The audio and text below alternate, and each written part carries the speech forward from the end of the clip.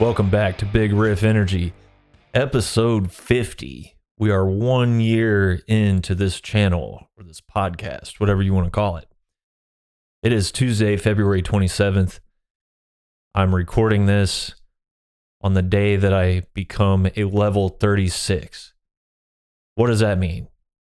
A martial artist who I respect a lot, Jared Cannonier, was describing turning 38, I think it was. And he was talking about after a certain age, there's a connotation to saying I'm this many years old, especially in the game that he's in. It's not pretty after about level 35. So he said, I'm becoming a level 38 Jared Cannonier. I like that a lot more. So the day I'm recording this, I'm becoming a level 36 Nate Garrett. And there's nothing I'd rather be doing. You know? Hiked 3 miles. I'm working on a new trail out back. Chipping away at the music like I do every day, you know? Making progress on this new album. Wrote some new Spirit Adrift stuff. Wrote some other stuff. Working on a mix. And on and on and on it goes. Trying to earn this level 36 status. And it's cool, man. It's been a year into this this new endeavor of this podcast, and it's turned into something really cool and really fulfilling. And I appreciate y'all for the great year.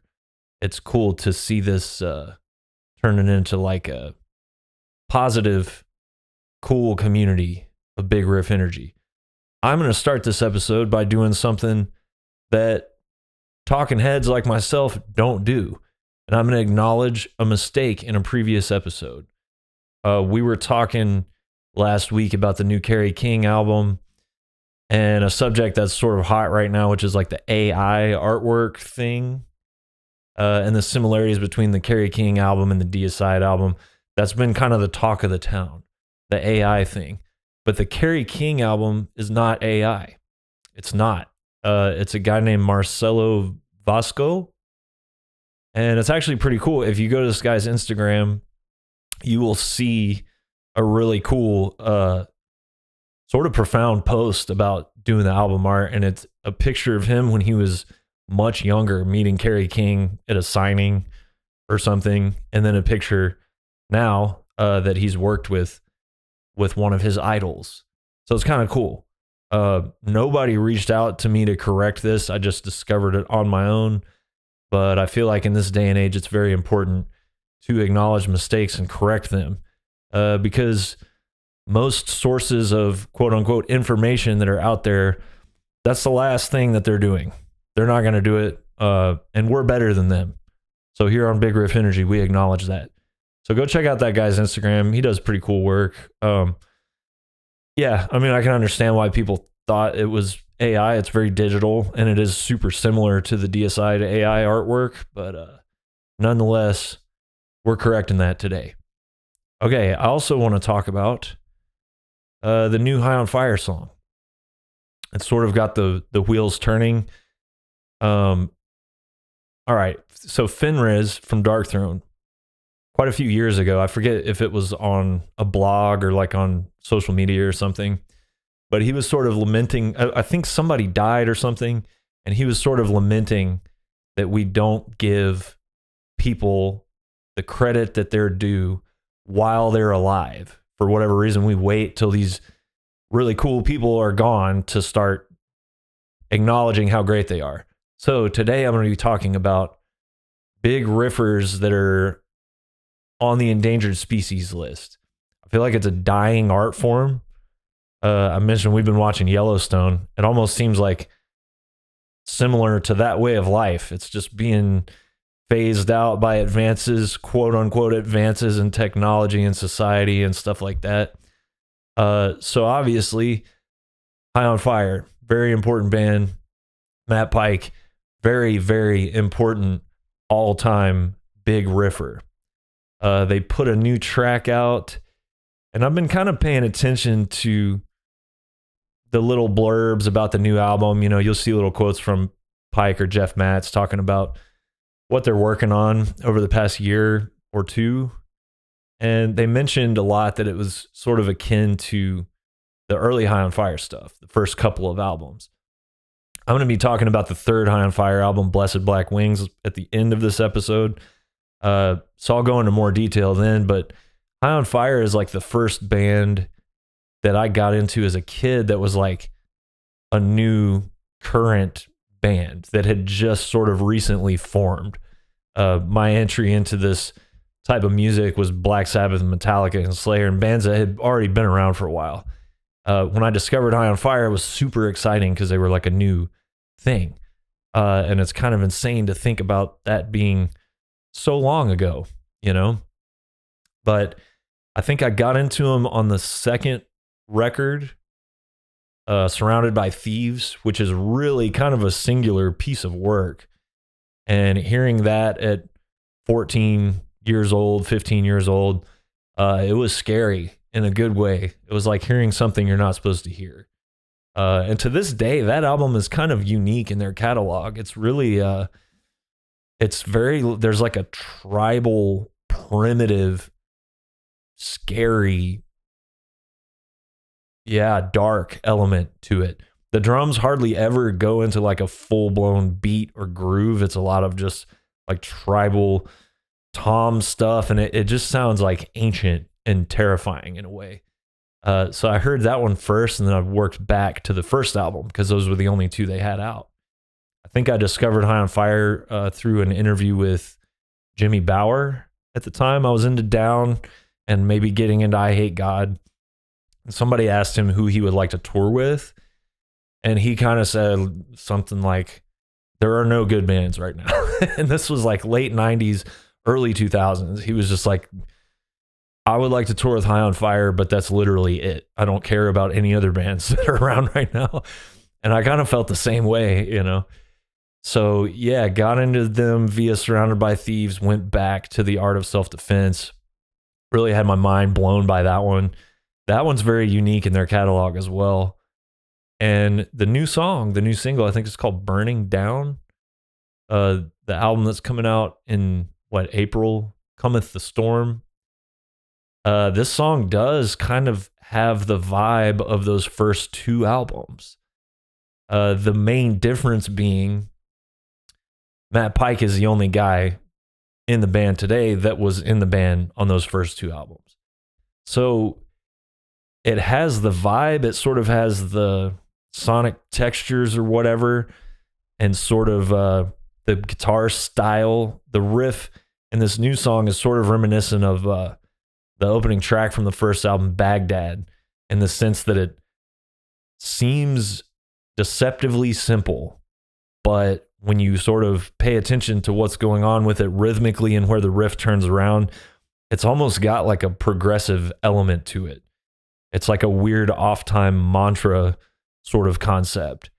But yeah, the main difference with this new song and what I'm expecting the new album to be is you have a new rhythm section.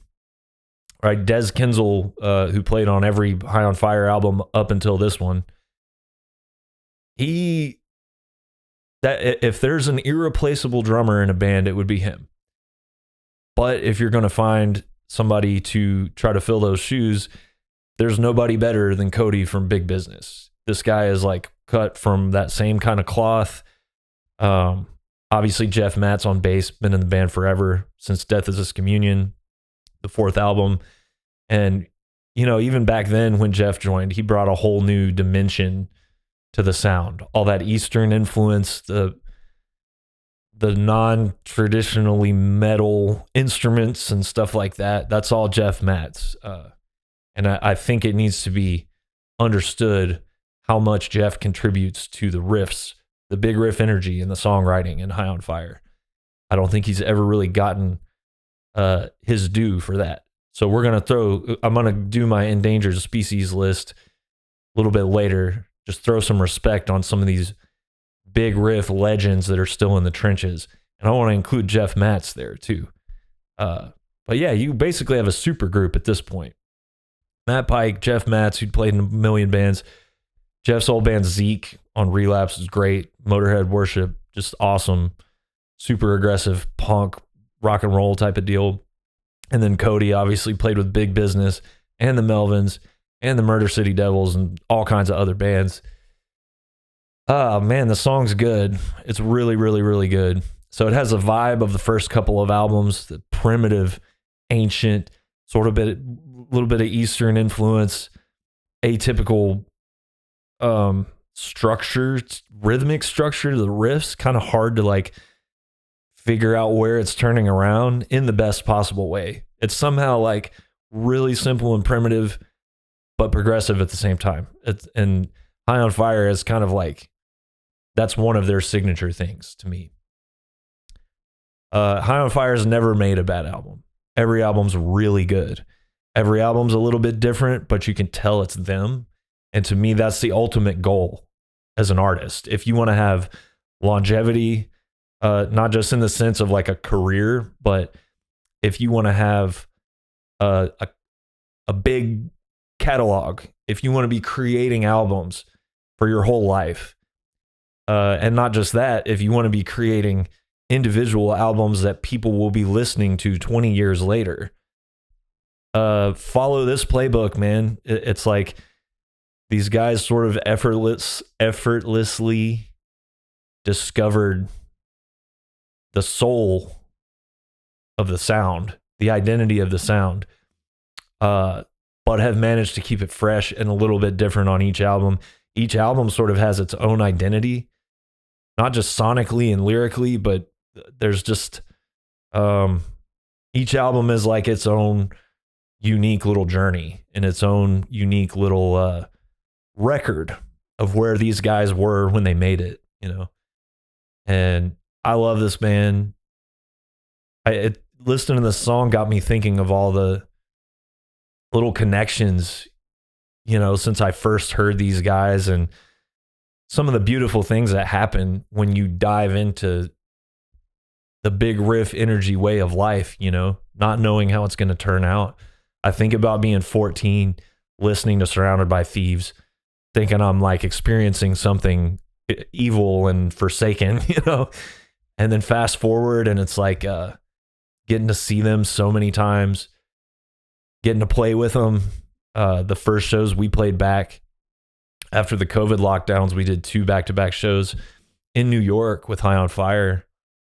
And man, I just think about like all the weird little connections, you know, seeing Cody back in 2006, I want to say, with Big Business, and him and Jared played a whole Big Business set, and then they didn't stop, and Buzz Osborne and Dale Crover just walked onto the stage and seamlessly went into a Melvin set with the 2 drummers. That's a memory I will have for the rest of my life. That was, you know, just a show that you'll never forget. Watching Dale and Cody, almost, it was like there was a mirror. It was like it was one drummer sat next to a mirror, you know, and at times they would go off and start doing different stuff, but those guys were locked in on a level that was like frightening, you know. And that Melvins record, the first one with the Big Business guys, still probably my favorite Melvins record ever. A Senile Animal, come on. I have dreams about some of those songs. They're so good. So yeah, seeing High on Fire at Sounds of the Underground 2005, seeing Cody play with Big Business and the Melvins 2006 or 7. Fast forward, I'm working in a dish pit in a kitchen in Arkansas, and it's the most like grueling, brutal job I've ever had. And when the restaurant closes every night, my buddy Philip from Deadbird puts on Mind the Drift by Big Business, and everybody's spirits are just lifted up and we can close out, shut everything down.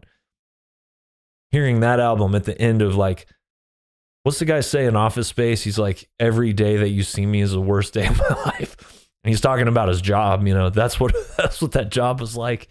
But every night hearing Mind the Drift by Big Business, highly recommended. Check out the title track from Mind the Drift by Big Business. It's one of those like weird magical songs.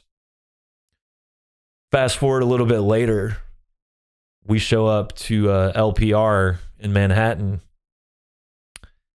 and High on Fire has finally found a drummer capable of replacing Des Kinzel, and it's Cody. And they're on stage and they're sound checking with Turk. Talk about a challenging drum intro. And this dude's doing it, I'm pretty sure, with one rack tom and one floor tom.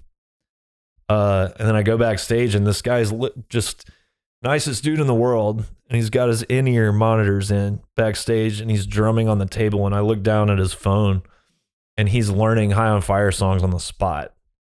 And this ain't AC/DC. It's very complex, difficult, challenging stuff. And these are the blessings of, like I said, throwing yourself into the life of Big Riff Energy. There's no material payoff that can compare to these experiences and forming relationships with people that you've looked up to your whole life, you know. So I'm going deep with it. It's a new High on Fire song. I know it's not that big a deal, but damn it, it's still real to me, you know. Every time this band does something, I feel like I'm 14 years old again. And I can't wait for the new album. We're going to talk about another dude on the endangered species list.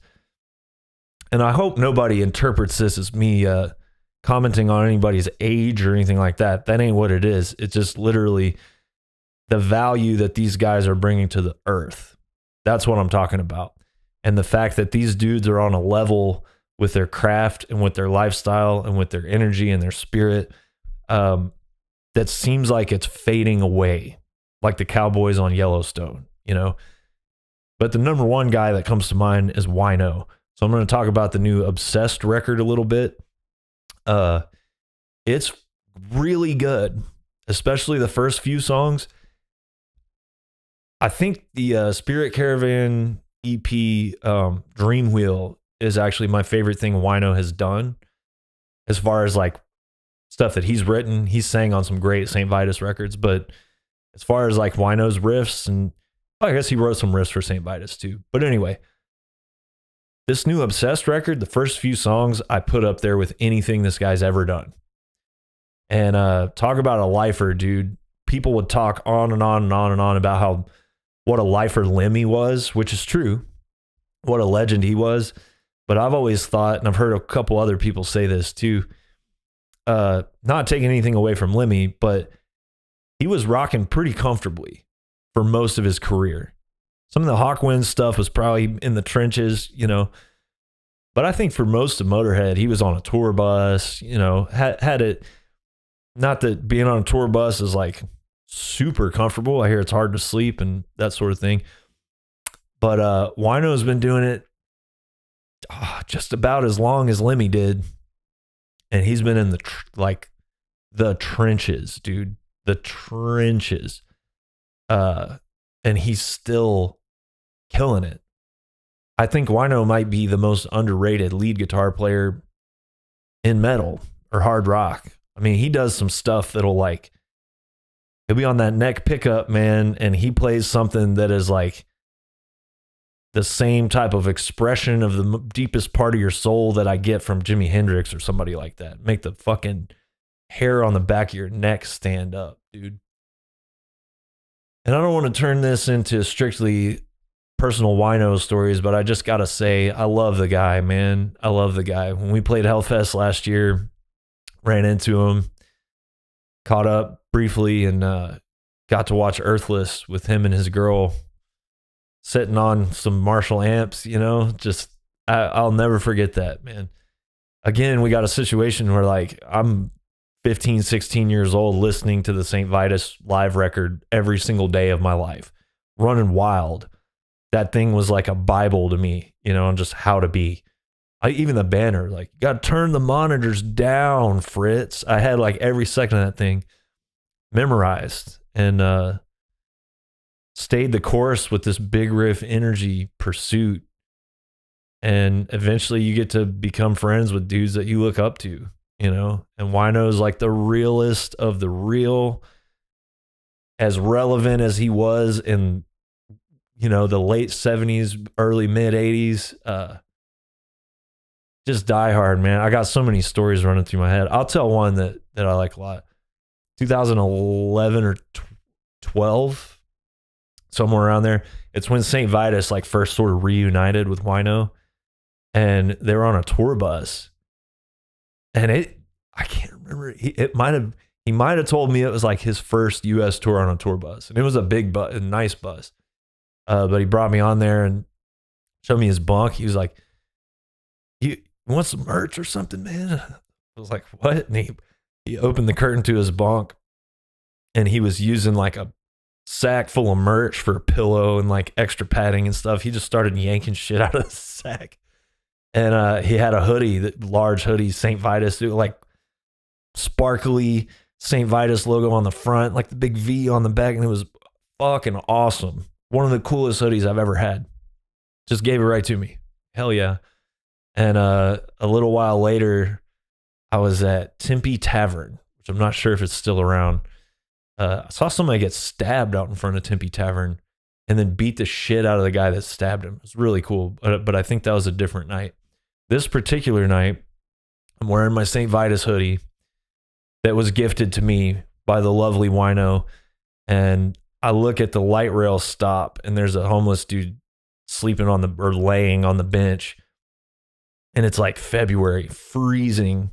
This guy is like, you can see him shivering, and I'm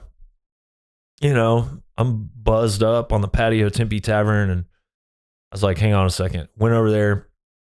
I just felt like it was the right thing to do. The cycle of life for the St. Vitus hoodie. I took it off and I gave it to this guy. So for a while there was a dude, homeless guy, wandering around the Mesa Tempe border, wearing like the sickest St. Vitus hoodie you've ever seen. And came from Wino, technically. I got a million of those stories, but I love the dude. The new Obsessed stuff is killer.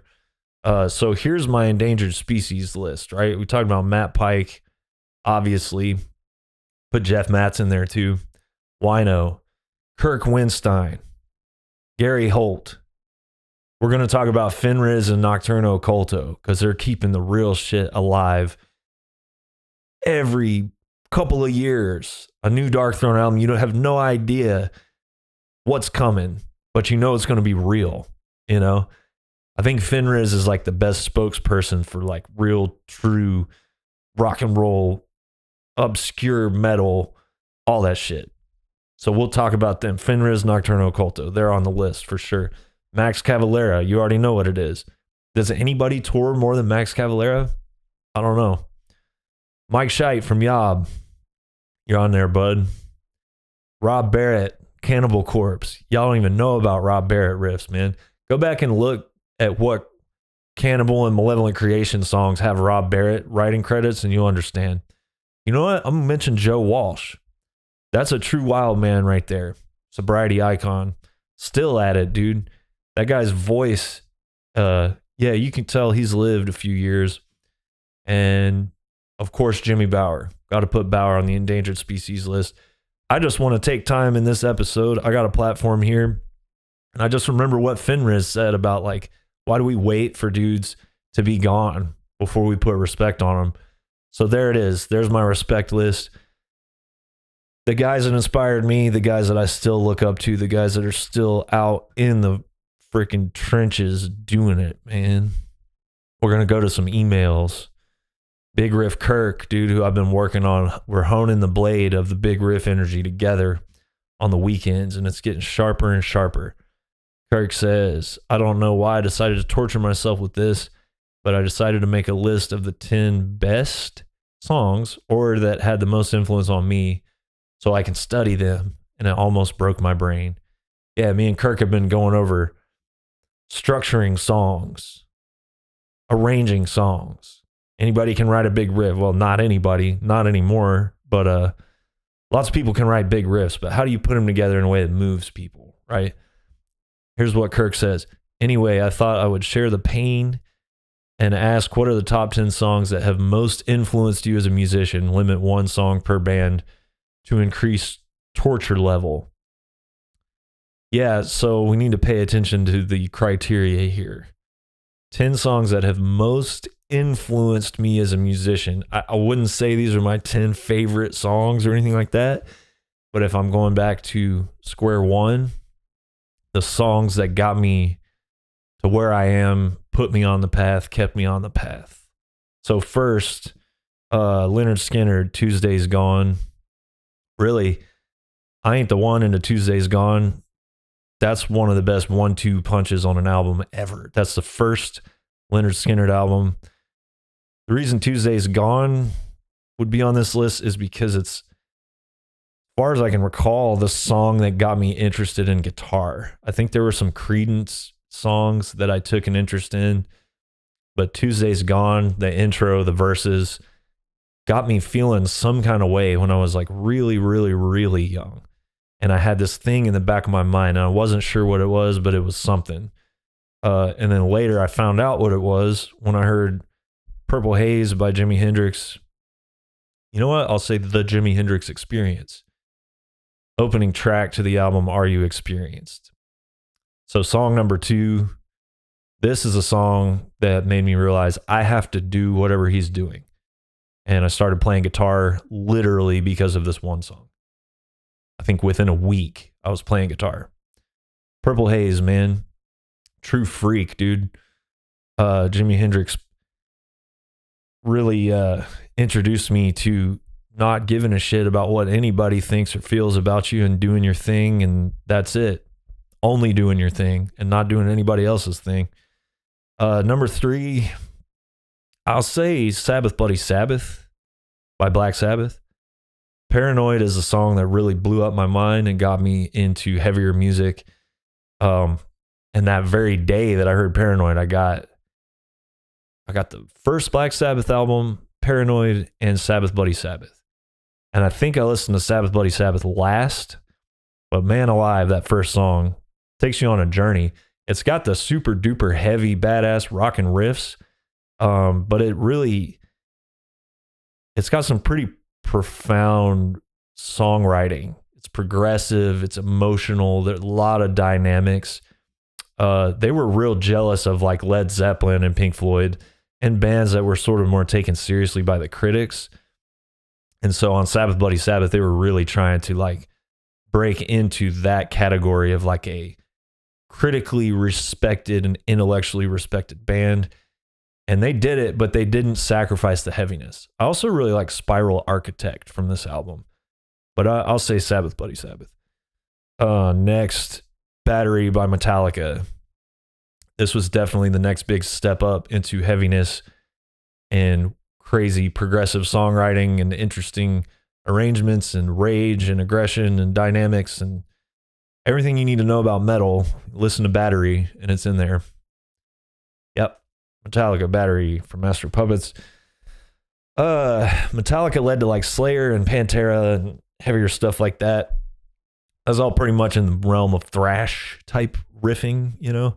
So the next big mind blower upper was Cowboy Song by Thin Lizzy from the album Jailbreak. Also, the live and dangerous version is really good.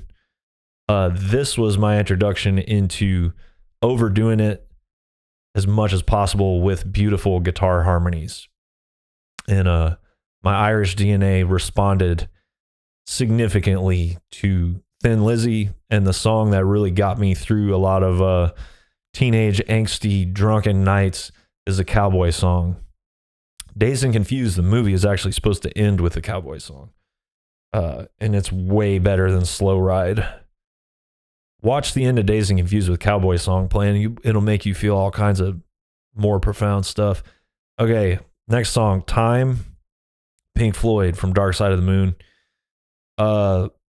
Yeah, this is probably the best album ever made, to the point that everyone has accepted without any sort of questioning that this is the best album ever made. We almost just kind of take it for granted. It's just like a fact of the universe. But Time is a great song.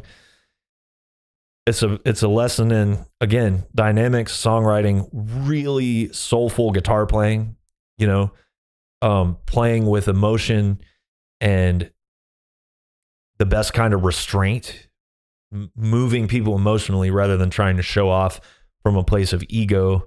Also, lyrics, man. I was always a huge fan of Geezer Butler's lyrics for the psychedelic, sort of introspective, heavy, profound subject matter, psychedelic imagery, and stuff like that. Roger Waters is on a whole other level with that, dude. Like, his lyrics will make you have an existential crisis. And Time is a perfect example of that.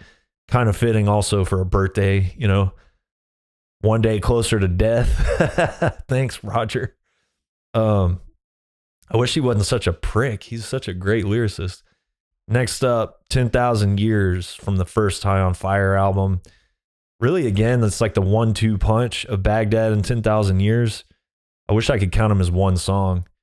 But I'll pick 10,000 Years. The second band I was ever in like 9th grade, we covered, maybe even 8th grade, we covered 10,000 Years, and it was a lot of fun. Learning experience to play those riffs and sing at the same time, for sure. But to me, still, that's the best riff ever, maybe. The main riff from 10,000 Years. I would also like to shout out March of the Fire Ants from the first Mastodon album, because I was getting into, like, High on Fire was my gateway to underground current music, more modern music.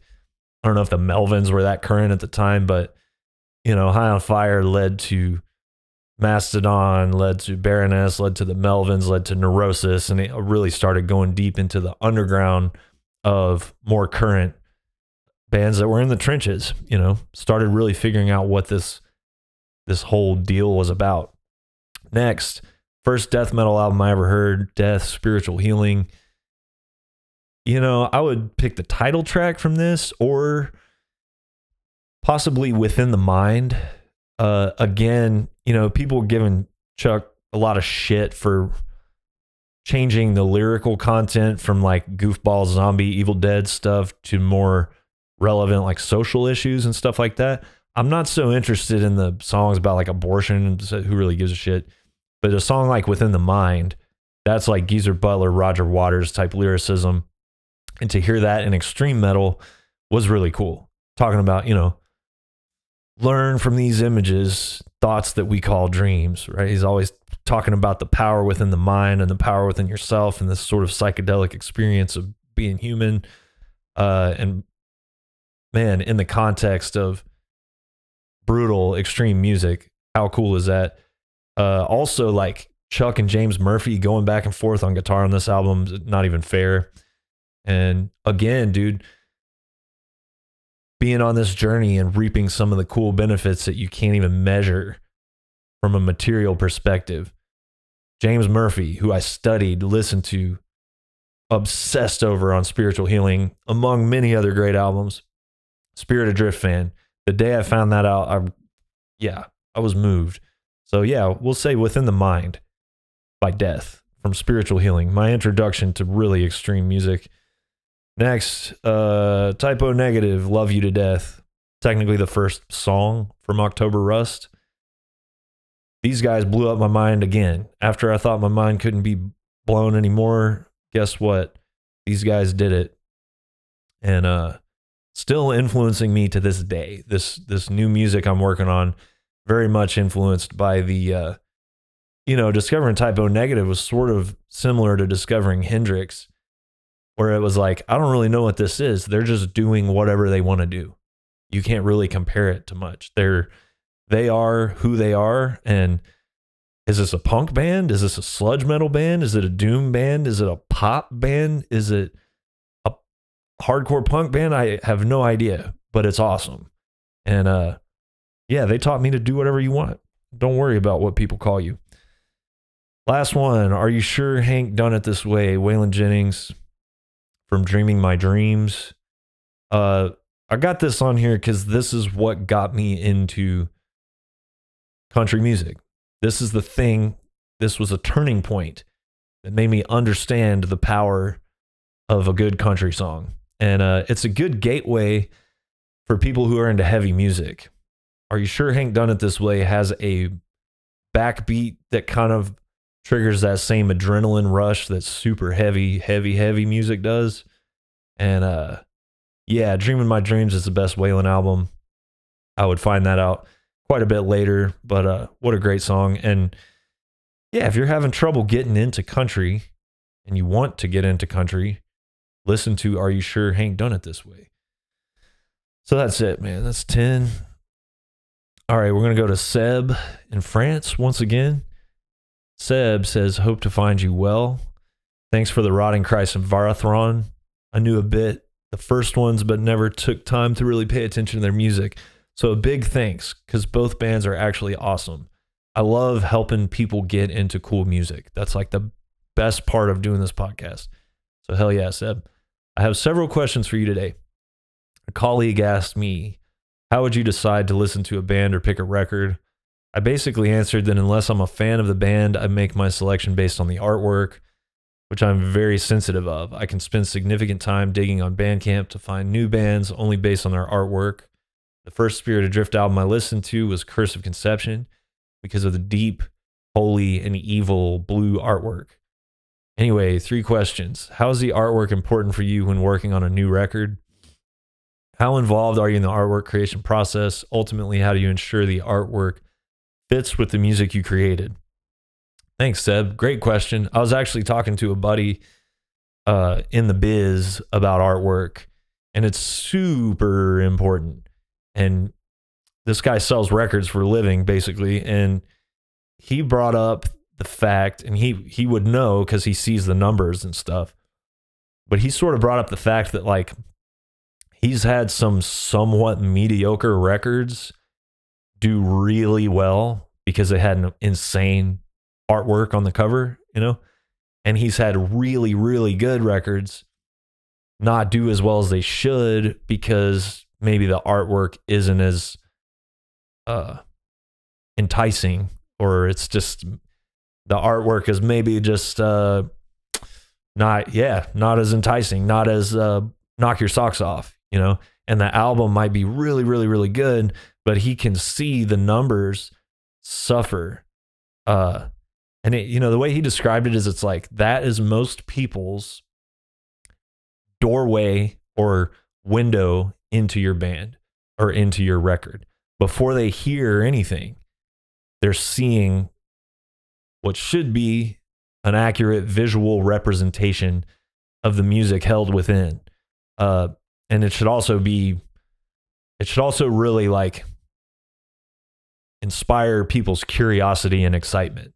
So it's extremely important. The favorite album cover that I've ever had for anything I've ever done, still Curse of Conception. That's the only one I could say is like perfect. I'm not an artist in the sense of like painting or drawing or anything like that. I'm no good. So it's like when you're working with somebody to make a visual representation of your music, it's kind of a strange process because you might have an image in your imagination that you then have to explain with words, which are really just like guideposts to real concepts. Like words aren't even real things. They're just kind of pointing in the direction of real things. Then you have to get that out of your mind, through your mouth, into someone else's mind, and then hope that they understand what you're saying so that they can somewhat capture what's in your imagination. And I can say the only time that that's like happened, not only did Joe Patagno like nail what I was visualizing in my mind, he nailed it and made it way cooler than what was in my mind. And I've been really fortunate enough to work with some great artists and have some great covers, and I like all of them. But that's the only time that another human being like peered into my imagination and created an image that was like exactly what I was seeing and then some. So it's important, man. How involved am I in the artwork? It depends. With Joe, like it sort of depends on how the artist likes to work. I will basically tell them like, I'll be as involved in this as you want or need me to be. And I don't want to be too involved and overstep boundaries, but I don't want you to think that I don't care. With Joe, I would actually sketch stuff a little bit, and my sketches are like, just like terrible. But usually, you know, you send them the songs. If you have the songs, I always start the artwork like as soon as I have ideas for lyrics, basically. So I'll send the lyrics because a lot of times it takes forever, and artists type personalities. Some of them are not the best at deadlines and stuff like that. But yeah, I'll be as involved as I need to be. I just make myself available for as much or as little discussion as they want to have.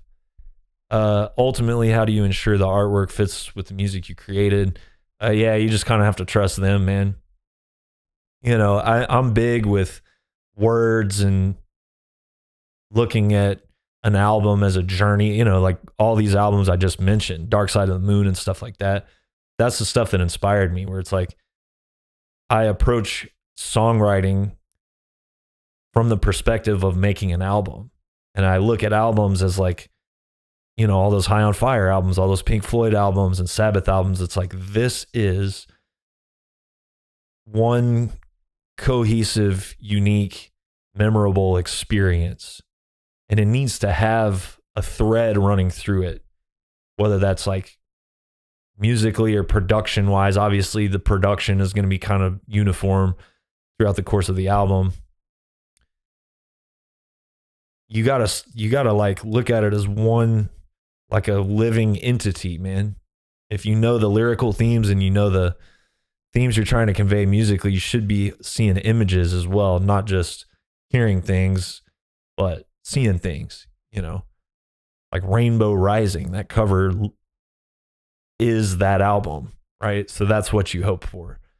But you're taking a gamble, like, unless you're doing the artwork yourself, you're just like inherently taking a gamble on somebody else getting it. I've been looking for artists to do the album cover for this new stuff I'm working on. Last night I got so frustrated because I was looking at the album art of this band Covet. They're like a math rock band. Their guitarist Yvette Young, I think is her name. She's like one of my favorite guitarists alive right now. Just incredible. She does a lot of melodic tapping stuff, sort of plays the guitar like a piano, and just like uber talented. And I was looking at their album covers because they're kind of unique and I think would stand out from most like metal album covers right now.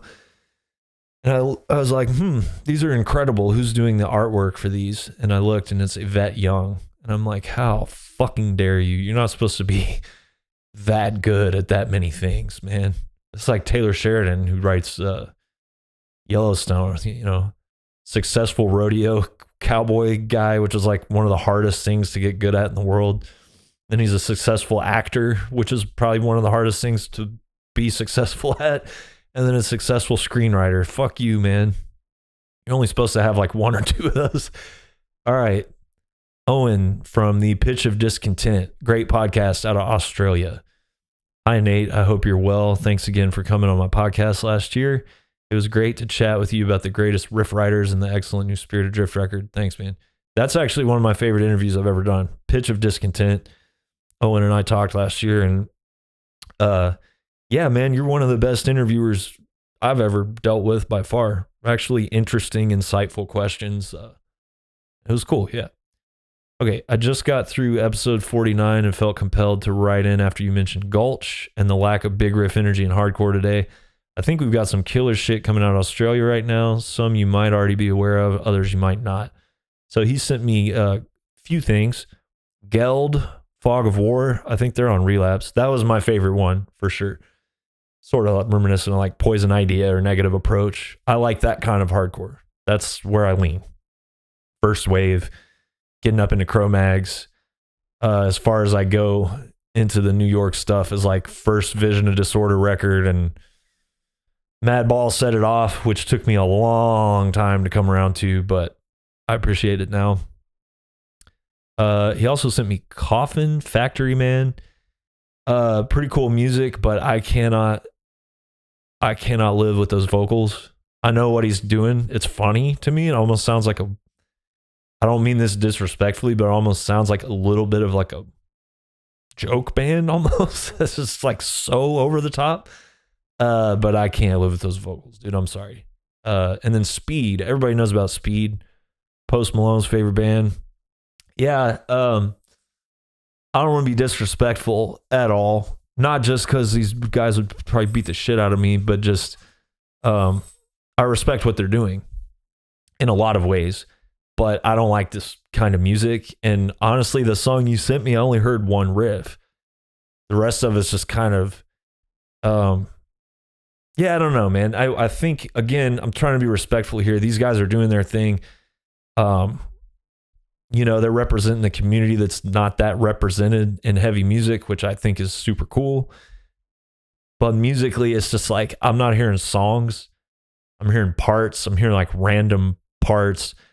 I don't like the vocals. I know what he's going for, the Madball, later period agnostic front sort of thing. With agnostic front, as far as I go, is like liberty and justice, one voice. My friend Bruno kind of like forced one voice on me. I kind of appreciate it, but I like the earlier stuff better. I don't like the borderline cartoonish sounding tough guy hardcore vocals. I want to hear somebody that sounds like they are like trying to break out of a mental institution. And some of the New York hardcore style boom, boom, boom, boom, just sounds like, I don't know. It's sort of the hardcore equivalent to me of like every modern metal band doing the Melissa Cross, like Zen of Screaming proper technique, and every single death metal singer ends up sounding exactly the same. I hesitate to call it death metal, but you know what I mean, like modern metalcore vocals or whatever. The C tier Madball vocal thing is like the hardcore equivalent of that. Again, I respect these dudes. Not a fan of the music, and I don't really hear riffs. I think a lot of hardcore bands nowadays get popular and get a lot of support, not necessarily because of great songs or great riffs or great vocals or great musicianship, but it's because of something unique about the band members or something like that. I mean, look at this shitty band that's like Disintegrating. You really think they got that many fans based on their riffs? I don't think so, man. No riffs, zero riff energy. Not talking about speed. I'm talking about the fucking Freemason, whatever, war criminal auctioneer band. All right. Owen goes on to say, I know you've mentioned bands like Portal on the show before, but it'd be cool to hear you list off some great Australian bands. Names like Psychroptic, Mind Snare, Faceless Burial, King, Extortion, Aglo, and others come immediately to my mind, but I'm sure you've got your own.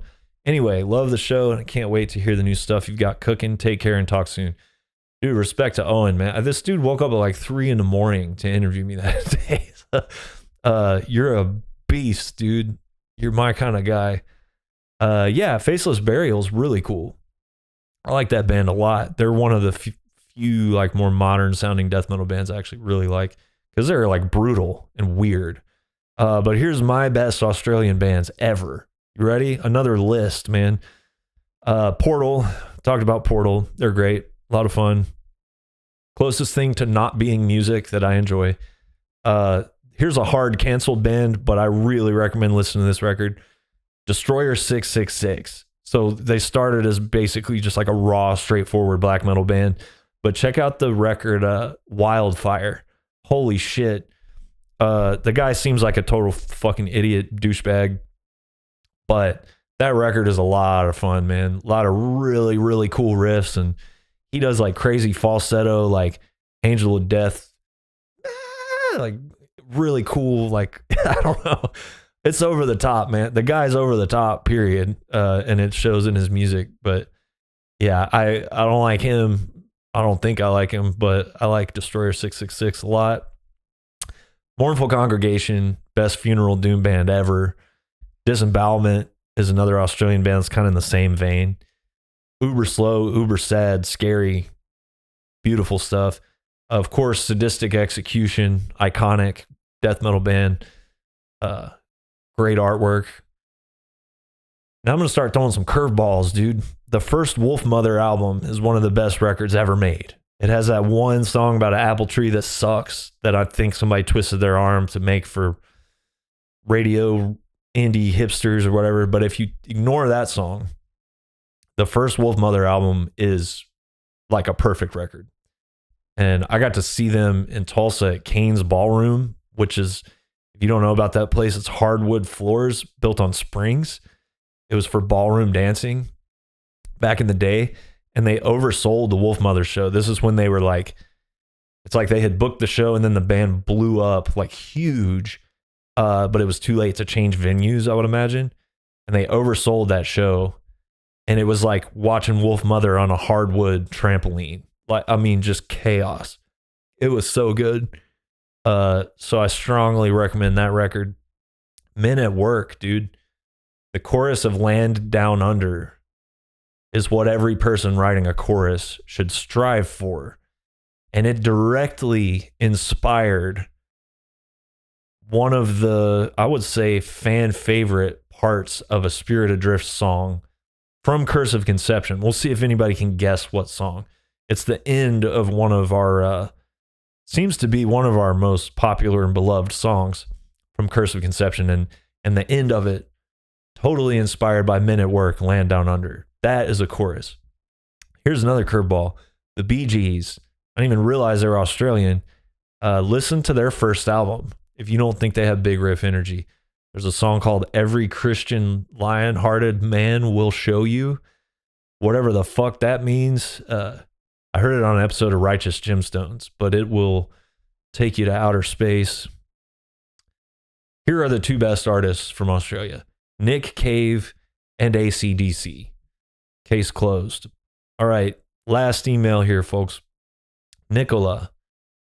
Hello, Nate. Thank you. Dude, okay. Nicola, you sent me this on my birthday. This is like the coolest birthday gift ever. So I appreciate you, and I'm reading it on here because it made me feel good. Hello, Nate. Thank you so much for your music and all the effort and passion that you invest in all your endeavors. I had a pleasure of meeting you after a concert at Junkyard in Dortmund in 2022. I went to see Yob, not knowing that Spirit Adrift were also going to play.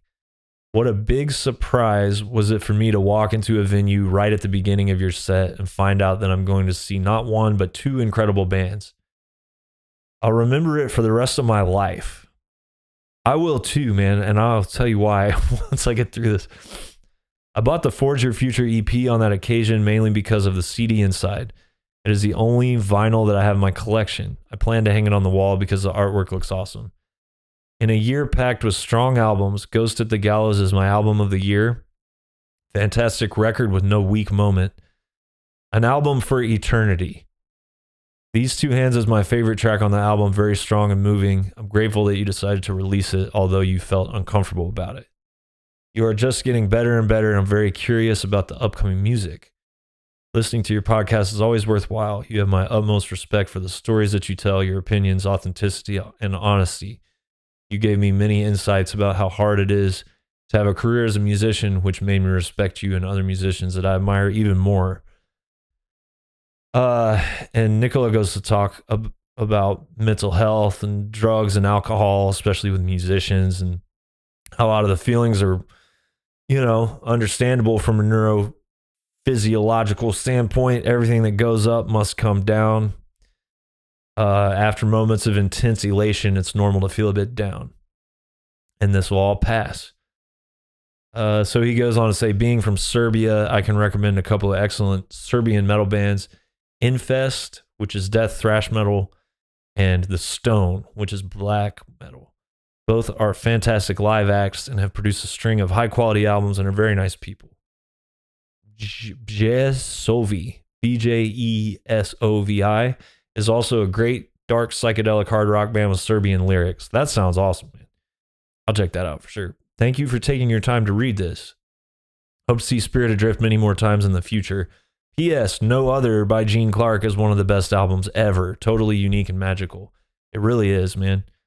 With best regards, Nicola from Oberhausen.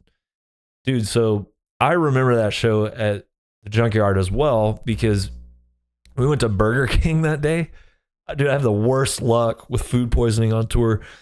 Me and Mikey got burgers at Burger King, and it was like legitimately one of the best burgers I've ever had. And it might be because it was like undercooked or something. I don't know. But I got really, really sick. And oh my God, I had like a fever. It was like super upset stomach and just, it was fucked up. It was like feeling all woozy and kind of like dizzy and shit. And then we got to the Junkyard. and we were eating dinner, and we had confusion about what time we were supposed to play. And somebody from the Yob camp came in, and we were all like, I wasn't eating, I don't think, but everybody else was like stuffing their faces. Somebody from the Yob camp was like, aren't y'all playing in like 10 minutes? And dude, we had to run to the stage. The sound was all fucked up. I was like barely getting enough like strength and energy to get the vocals out. That was a rough set, dude. That was a rough set. That's all I remember about it. And I remember like thinking that was easily the worst performance that we had on that tour. But there's a lesson here, dude, that I learned a long time ago. It doesn't matter how we feel about it. It matters how you feel about it. And this is proof right here, man. If somebody had told me that day, if you had told me that day, I'm going to remember that for the rest of my life. I'd be like so confused. But on this subject, there seems to be something sort of magical that happens when a band is like suffering and having to really like dig deep to get through a set. And I think there's some kind of energy transfer or something that has an effect on people watching it. Maybe it's subconscious or something, but it's really meaningful to the people watching it. Even if they don't know that the band is like really suffering and eating shit on stage. I couldn't fucking hear anything in my monitors. I thought we were all playing like shit. I felt like I was going to die. Like as soon as we got done, I went and just fucking collapsed. We had to drive to basically a cruise ship we drove like 10 hours the next day to a goddamn cruise ship to go to Norway. But yeah, it doesn't matter how I felt about it or how any of us felt about it. The only thing that matters is that you got to have that experience with that. That's the important thing. And it's awesome. Thank you so much for reaching out to me and conveying that to me, because it's been almost 2 years and I still would have considered that a fucking terrible set from us. So you never know, man. So it's like, that's a very valuable lesson to learn. Fortunately, like I said, I learned it a long time ago. There is no fucking reason to beat yourself up if you think you had a bad set. Zero reason. And that's a life lesson, man. You do the best you can with whatever you got. And unless you're actively trying to do a shitty job, or you're just lazy, or you're just phoning it in, or you're fucking weak, just being an asshole, not trying hard, that's one thing. But if you know that you're doing your best with what you have, even if you think it fucking sucked when it's over, it doesn't matter. It's over. You leave it there, man. You know that you did your best, and that's it. And you can't beat yourself up. And yeah, that's a life lesson, man. That applies not just to playing music, but to just everything. If you know in your heart you did your best, shit didn't work out, leave it there, man. Leave it there, because you did your best. What else, more can you do beyond that? So, Nicola, thank you so much, man, for the kind words. And yeah, that's awesome. And then talking about the mental health stuff that goes with this, you just got to stay alive, because it evens out. It's progress, not perfection. A lot of us are like perfectionists, and that's okay to be a perfectionist with your creativity and stuff like that. But it's, that can lead to a lot of self-loathing and trying to numb yourself and stuff like that. And those big ups and big downs, over time, if you just stick with the progress, don't worry about perfection, and just stay alive, and just keep an open mind and learn about yourself, learn about the world and where you fit in it, it just eventually sort of flattens out, man. That doesn't mean that you can't channel it when you need to create something bombastic or powerful or whatever. But yeah, we just got to stay alive, That's it. Dude, been doing this for a year. That's hard to believe. It goes faster and faster, man. It's like a flat circle that swirls around on itself faster once you start approaching the center. High on Fire, Blessed Black Wings, third album by High on Fire. First album I ever pre-ordered from the Relapse Records catalog. I am blessed to have been in my most formative years when Relapse Records was peaking. And it might be a chicken or the egg thing. Maybe I think that Relapse was peaking because that's the stuff that informed my taste. And so, of course, I'm going to think that's their best stuff. But objectively, man, it's hard to argue, you know.